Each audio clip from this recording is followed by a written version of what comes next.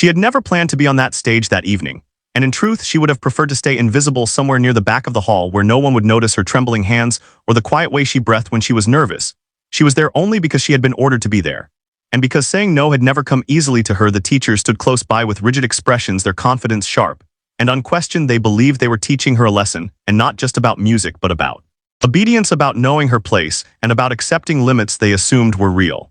The young woman had grown up in a small apartment filled with ordinary sounds, footsteps from neighbors' voices through thin walls, the hum of traffic. Outside, none of those people knew that inside her head music lived with unusual clarity. From the time she was a child, she heard melodies, as if they were spoken sentences, complete and full of meaning. She had no grand piano at home, only a worn upright with keys that stuck in strings that buzzed. Her mother worked long hours, and her father had left early in her life, leaving behind silence and unanswered questions. Music became her language and her refuge. She learned without guidance, and without praise. She listened to recordings borrowed from libraries and replayed them until the sound felt carved into her bones.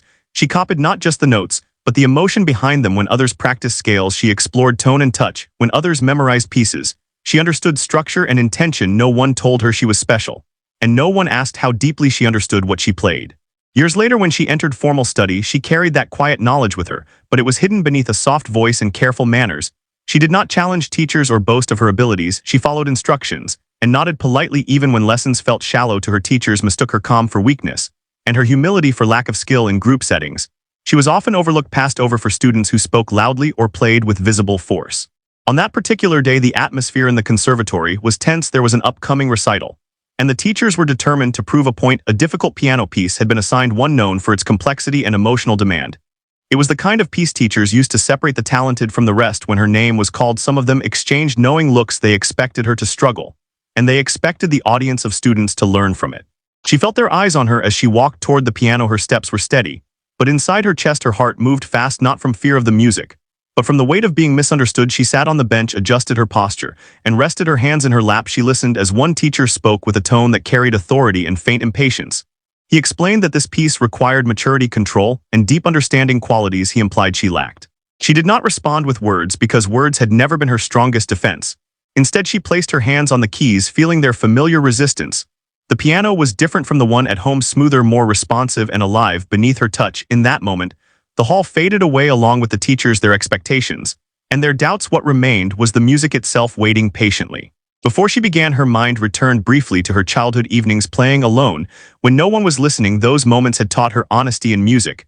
Because there was no audience to impress, she had learned to play not for approval, but for truth. The first notes emerged softly, not as a declaration, but as an invitation. Some listeners barely noticed at first because they were not expecting anything remarkable. As the opening unfolded, a subtle shift occurred. The sound carried warmth and intention, each phrase shaped with care. The music did not rush, nor did it hesitate. It breathed naturally, as if it had always belonged in her hands. A few students straightened in their seats, unsure why their attention was suddenly captured. One teacher leaned forward, slightly puzzled by the control in her touch. She remained focused, her face calm and composed, yet inside she felt a deep connection to the piece, as though she were speaking a story she had known for years. She did not play to prove herself or to rebel against authority. She played because the music asked to be understood, and she had always understood it deeply. The teachers had expected mistakes, stiffness, perhaps embarrassment. Instead, they heard clarity, balance, and emotional depth unfolding in front of them. The young woman did not look at them nor at the audience. Her world existed between her fingers and the keys where sound became meaning. Part 1 of her story begins not with triumph, but with quiet endurance. It is the story of a person underestimated not because she lacked ability, but because she refused to display it in ways others recognized. She had spent years preparing for this moment without knowing it, not by practicing for an audience, but by listening, feeling, and understanding music at its core. What none of them realized yet was that this forced performance would become the moment where hidden truth began to surface, not through confrontation or speech, but through sound that could not be denied. The teachers believed they were exposing limitation, but in reality, they were standing at the edge of revelation, unaware that the young woman they had judged carried a rare and profound gift.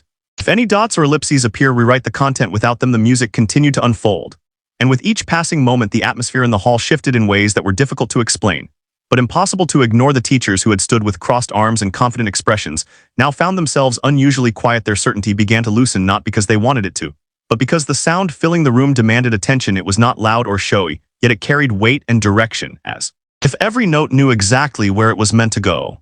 The young woman played on without lifting her gaze. Her shoulders were relaxed, and her breathing steadied the challenging passages that many students struggled with seemed to flow naturally through her hands. She did not force speed or power instead. She allowed precision and emotion to guide her movements. The music rose and fell with clarity, revealing contrasts that were often missed by less sensitive performers. A few students exchanged glances, unsure of how to react. They had expected to witness a lesson in failure, something that would reinforce the hierarchy they were used to. Instead, they were hearing something refined, something deeply felt. It made some of them uncomfortable because it challenged assumptions they had accepted without question. One teacher shifted in his seat, recalling earlier lessons where he had dismissed her playing as adequate but unremarkable. He remembered advising her to focus on simpler pieces and warning her not to aim beyond her level. At the time, his judgment had felt reasonable, even kind. Now that memory stirred a faint unease. The piece demanded not only technical control, but emotional restraint and insight. There were moments where drama tempted exaggeration, yet she held back, allowing tension to build naturally. This restraint revealed a maturity that could not be taught easily. It came from years of listening and internal reflection, rather than formal instruction. As the middle section approached, the music deepened, taking on a more introspective tone. The hall felt smaller, more intimate, as if each listener had been drawn into a private space. She shaped the phrases with intention, allowing silence between sounds to carry meaning without pause or hesitation. Her understanding of timing gave the music a living quality. One of the senior teachers felt a tightening in his chest. He had spent decades studying and teaching this repertoire. He knew its challenges intimately, and he could hear that she was not merely reproducing notes. She was interpreting the work with a personal voice, grounded in respect and insight. This realization unsettled him, because it challenged the belief that mastery followed a predictable path. The young woman remained unaware of the thoughts unfolding around her. She was fully immersed, guided by memory, emotion, and instinct. She recalled evenings when she played in near darkness, listening closely to how sound lingered in the air.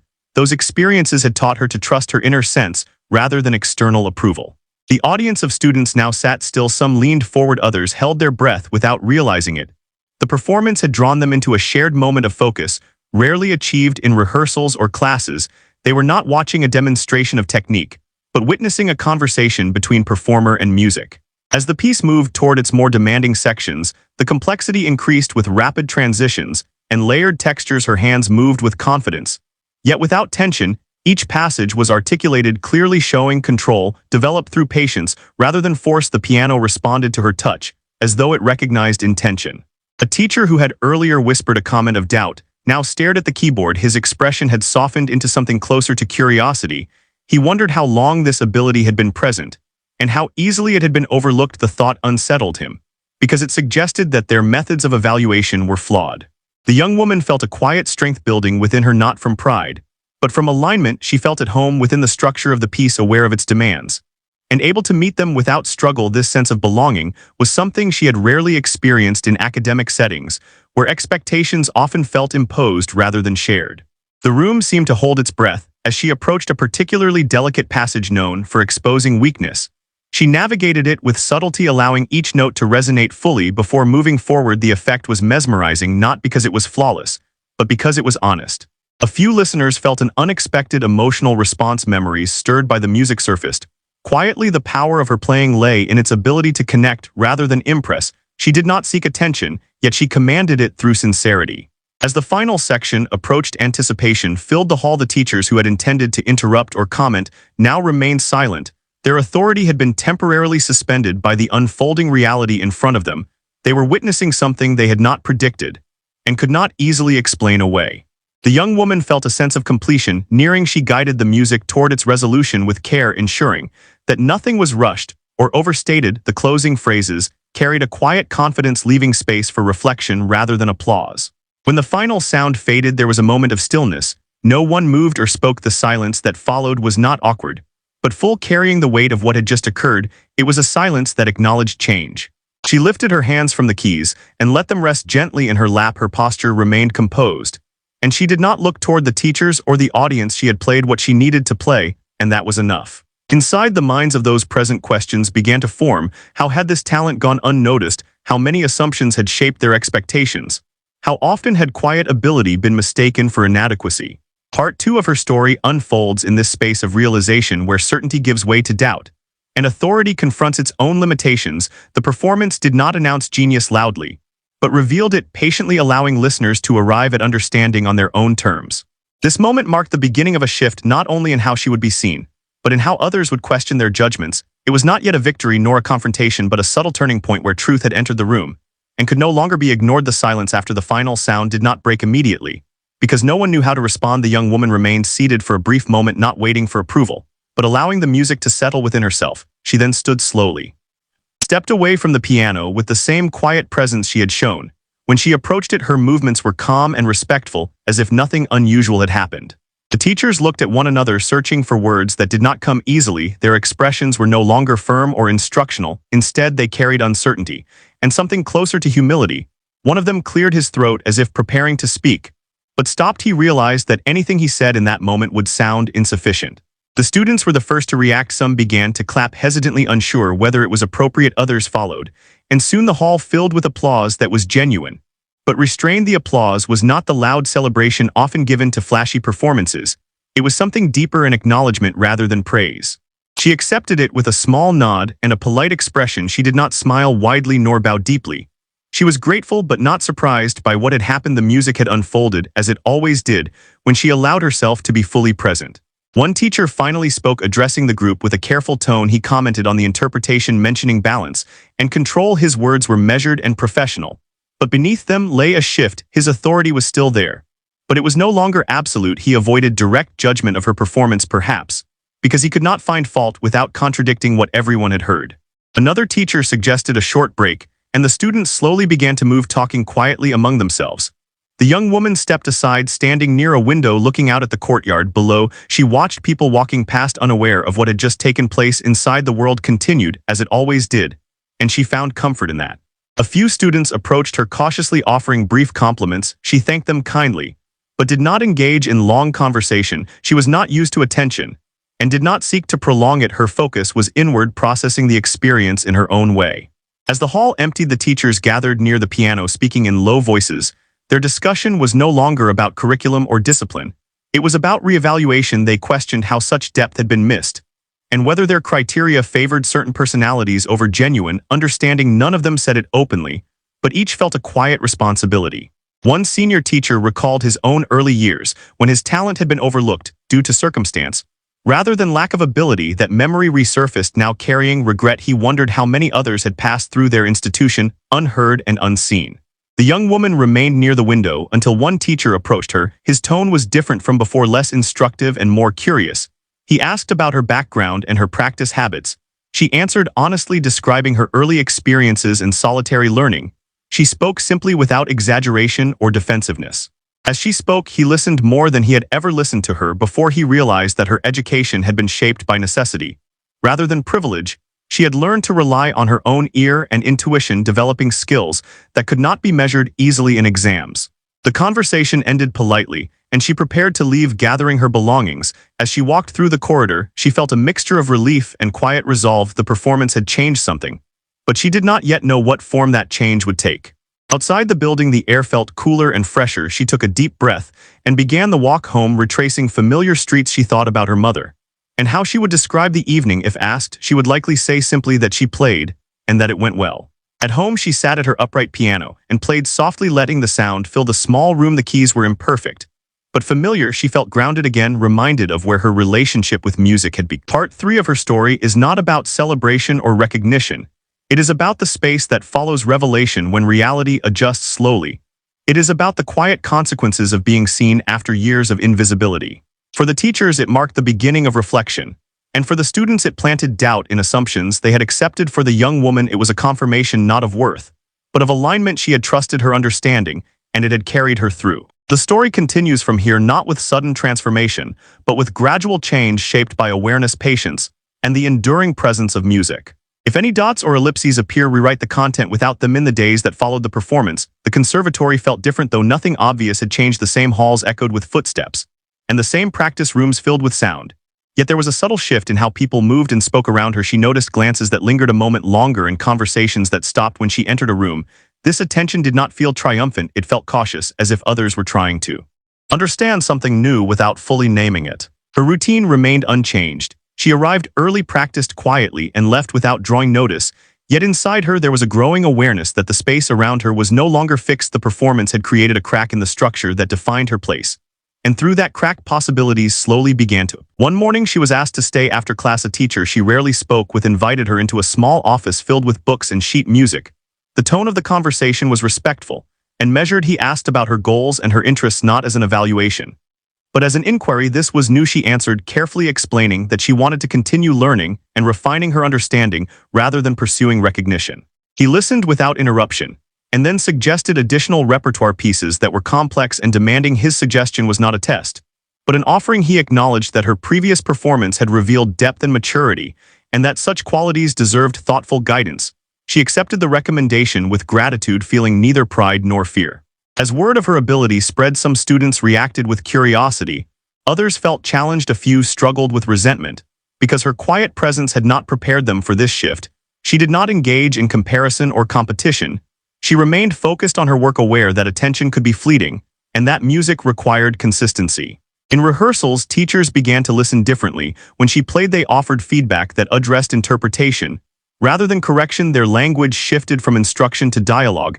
They asked questions about her choices and invited her perspective. This change was subtle but meaningful. It recognized her as a participant rather than a subject. Outside the conservatory, her life remained simple. She continued to help her mother and manage daily responsibilities. Music was still her refuge, rather than her identity. She practiced in the evenings, exploring sound and emotion without the pressure of performance. Those moments reminded her that her connection to music existed beyond institutions or approval. One evening, she attended a small concert given by visiting musicians. She listened attentively, absorbing nuance and expression. She felt inspired, not intimidated. Her understanding of music allowed her to appreciate complexity without feeling overshadowed. This confidence was quiet, rooted in experience rather than validation.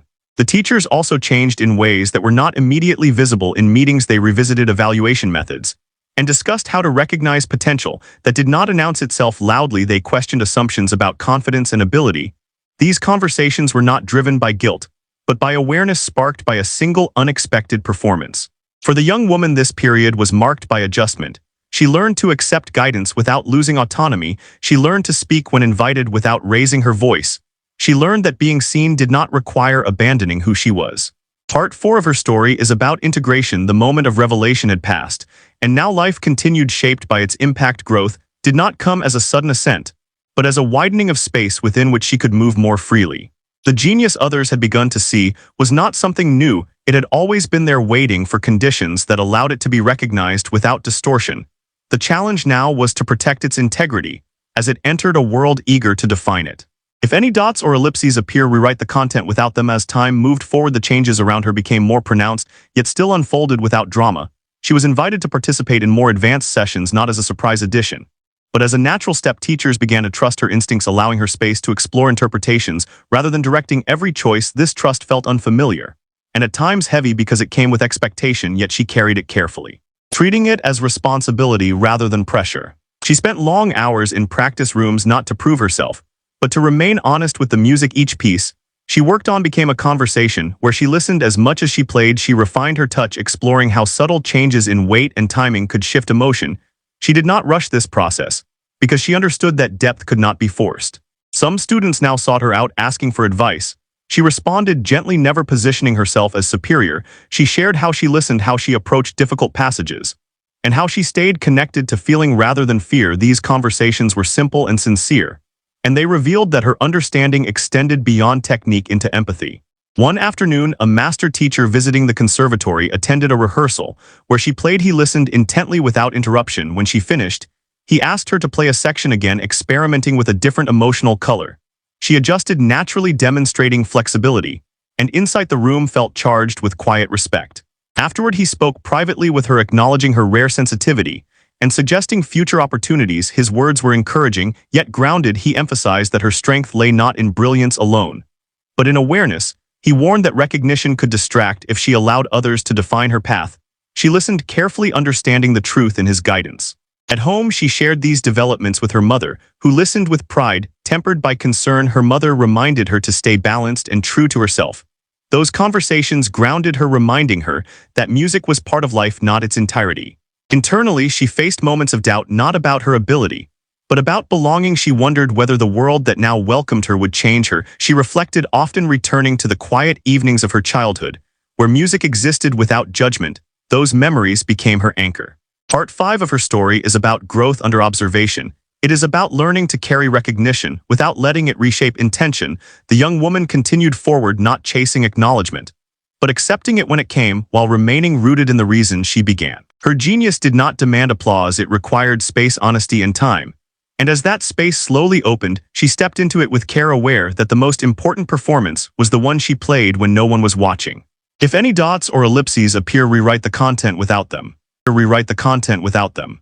The next stage of her journey unfolded with greater complexity. Because opportunity often brings choice and choice requires clarity, she began receiving invitations to perform in settings beyond the conservatory: smaller recitals, collaborative sessions, and informal gatherings, where musicians shared work without competition.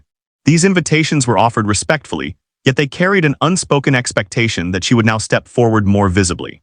She approached each invitation thoughtfully, not out of hesitation, but discernment. She understood that visibility could shape perception and perception could influence direction. She chose settings that felt aligned with her values, spaces where listening mattered as much as playing. In those rooms, she felt the same quiet focus that had guided her from the beginning. Her performances outside the conservatory revealed another dimension of her presence. Listeners responded not with immediate excitement, but with reflection. Some approached her afterward, describing how the music had made them feel rather than how impressive it was. She valued those responses because they spoke to connection rather than spectacle. Meanwhile, within the conservatory, her role continued to evolve. Teachers consulted her during discussions about interpretation, asking how she approached emotional balance or structural flow.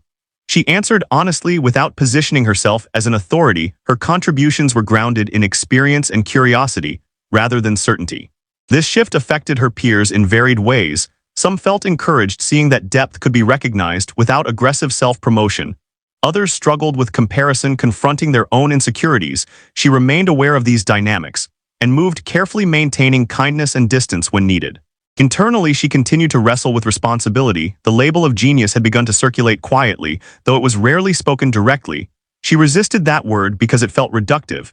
It suggested something fixed and separate from effort, whereas she experienced her ability as a process shaped by listening, discipline, and care. One evening after a long day, she returned home feeling unexpectedly tired. She sat at her piano and played slowly, not working on repertoire, but exploring sound without goal. The familiar environment reminded her that music did not demand outcome. It existed for its own sake. That realization restored her balance. Her mother noticed the fatigue and encouraged rest, reminding her that growth required patience. Those conversations reinforced the importance of boundaries. She learned to say no when needed to protect her inner space. Part 6 of her story centers on navigation. It is about moving forward without losing direction, about accepting expansion.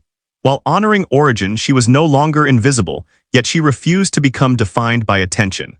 Her genius continued to express itself quietly through consistency, integrity, and emotional truth. In a world that often rewarded volume, she remained grounded in listening. And through that grounding, she prepared herself for challenges still to come, knowing that recognition was not the destination, but understanding was. As the months passed, her presence within the musical world settled into something steady and recognizable.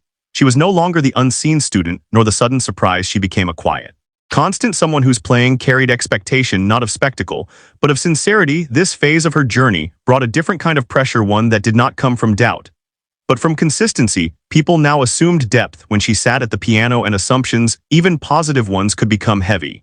She noticed that audiences listened differently now. They leaned in sooner and waited longer. They trusted that the music would lead them somewhere meaningful. This trust was an honor, but also a responsibility. She reminded herself before every performance that she did not owe anyone transcendence, only honesty. She focused on staying present, allowing the music to speak rather than trying to fulfill an image. There were moments when she felt the weight of comparison, not from others, but from memory. She recalled that first forced performance and the raw freedom she felt when no one expected anything. She wondered if she could preserve that freedom now that she was seen. She worked deliberately to protect it, choosing repertoire that challenged her inwardly rather than outwardly. Teachers continued to support her growth, but they also stepped back, allowing her independence. Their guidance became less frequent but more precise. They trusted her judgment, and that trust reshaped their relationship. She was no longer merely learning within a structure, she was contributing to it. One significant opportunity arose when she was invited to collaborate with musicians from different disciplines. The project required listening, adapting, and sharing space. Rather than leading, she embraced it fully, finding joy in collective creation.